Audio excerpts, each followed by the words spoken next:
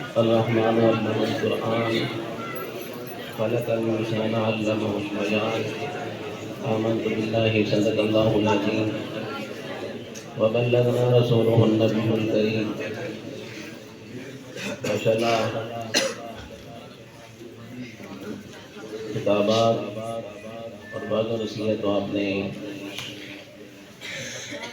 حضرت علامہ مولانا محمد عبدالعزیز صدیقی صاحب سے سماعت کر ہی لی ہے۔ میری کافی دنوں سے طبیعت کچھ ناساز ہے، تو میں اصرار بھی کر رہا تھا اساتذہ سے کہ آپ سارے اساتذہ کی طرف سے نمائندگی کر کے تو طلباء کے حق میں جو بہتر واضح نصیحتیں ہوں فرمائیں، پر ان کا بھی اصرار تھا کہ آپ ہی اپنی حاضری کا ثبوت کریں۔ تو میں یہی بات کروں گا کہ قرآن پاک نے جو ہمیں تعلیم و درس دیا ہے وہ یہ ہے کہ اللہ رب العالمین نے حضور سید عالم علیہ السلام کی ذات کو ہم سب کے لیے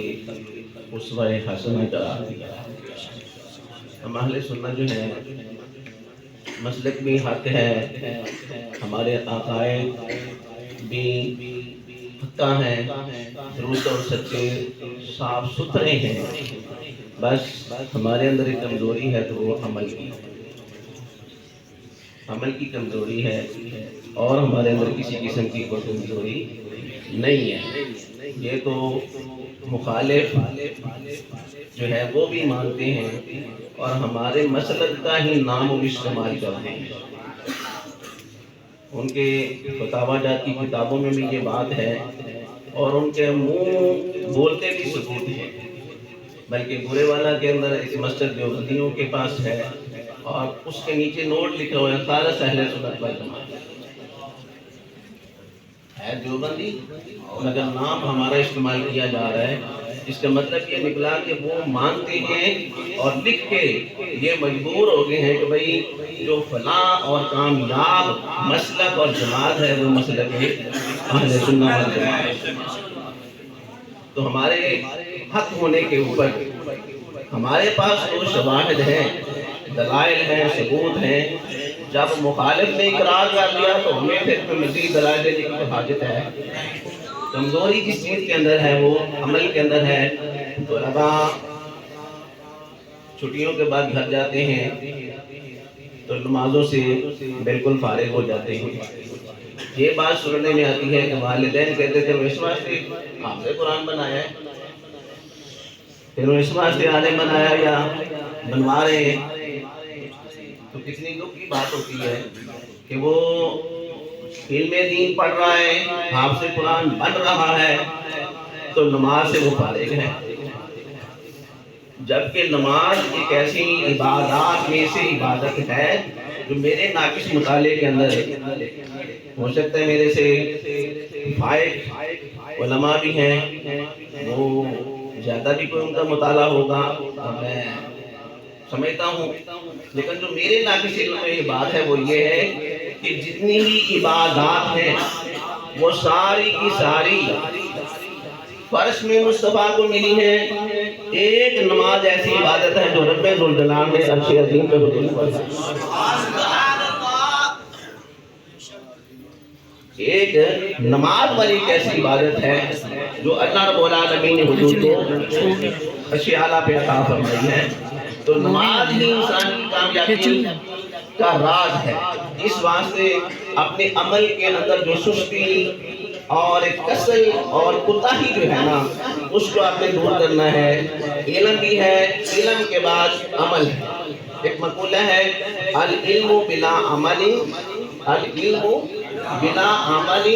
کا جسد بلا روح، کہ علم عمل کے بغیر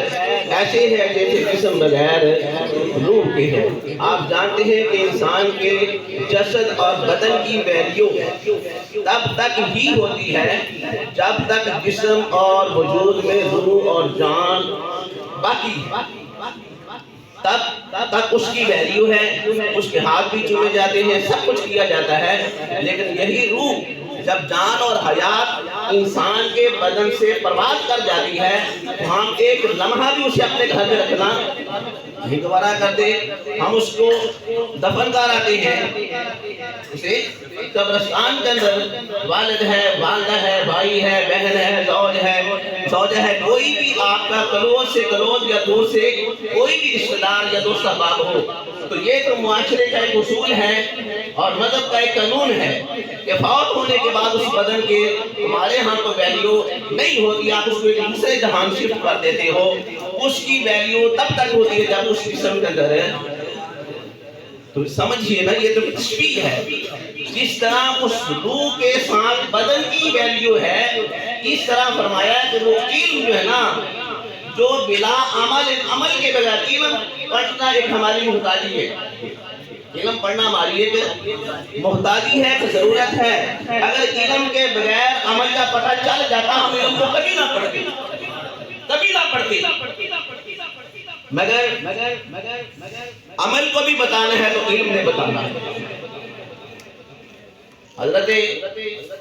داتا گنج بخش علی حجویری رحمۃ اللہ تعالی علیہ، آپ نے کشف المحجوب کے اندر نا ایک چیپٹر باندھا ہے علم اور عمل کا، اور علماء کا وہاں پہ اختلاف کیا ہے کہ ایک گروہ نے کہا کہ علم افضل ہے، دوسروں نے کہا نہیں عمل افضل ہے۔ ہر جماعت گروہ طبقہ نے اپنے موقف کے اوپر دلائل قائم کیے ہیں، مگر حضور داتا گنج بخش رحمۃ اللہ تعالی علیہ آپ نے فرمایا کہ علم جو ہے نا یہ عمل سے افضل ہے۔ اسی بات کے پیش نظر فرمایا علم عمل سے اس بات سے افضل اور بہتر ہے کہ علم کے روشنی سے ہی ہمیں عمل کا پتہ چلتا ہے۔ تو علم پڑھنا ہماری ایک محتاجی اور ضرورت ہے۔ اصل مقصود کیا ہے؟ علم نہیں، اصل مقصود آپ کا عمل ہے۔ علم تو ایک رہبر ہے، علم تو ایک رہبر ہے جو آپ کی رہنمائی کر کے آپ کو عمل تک پہنچاتا ہے۔ اس بات سے اہل تصوف کے ہاں اس علم اور عمل دونوں کو یوں مثال دے کے کہتے ہیں جیسے بادام ہے، جیسے بادام ہے تو بادام کے اندر جو مغز ہے اصل تو وہ مقصود ہے، چھلکا پوش اس کی کوئی حیثیت نہیں ہے، مگر مغز سے وہ چھلکا جدا نہیں ہے، مغز سے وہ چھلکا جدا نہیں ہے دونوں ساتھ ساتھ ہیں، لیکن جب آپ کا مغز حاصل ہو جاتا ہے پھر چھلکا پھینک دیا جاتا ہے۔ فرمایا اسی طرح عمل اور علم ہے تو دونوں ساتھ ساتھ ہیں، لیکن جب علم نے آپ کی رہنمائی عمل کی طرف کر دی ہے، اب علم کی حاجت نہیں، اب عمل کی ضرورت ہے، اب عمل کی ضرورت ہے۔ اس واسطے کسی بھی پہلو کے اندر جہاں آپ کو عمل میں کوتاہی، سستی، کاہلی نظر آئے تو آپ نے سمجھنا ہے یہ شیطان کا میرے اوپر ایک بار ہے جو میں نے اس کو ذلیل کرنا ہے اور آپ اس کی مخالفت کرنی ہے۔ اللہ جل شانہ کی بات میں دعا ہے اللہ جس طرح ہمارے علم کے اندر کوئی کمی نہیں ہے، اے اللہ ہمارے عمل کے اندر بھی کوئی نقصان ہے اس کو دور فرما، علم کے اعتبار سے اور عمل کے اعتبار سے ہمیں دنیا جہان میں سرخرو فرما۔ وما لیا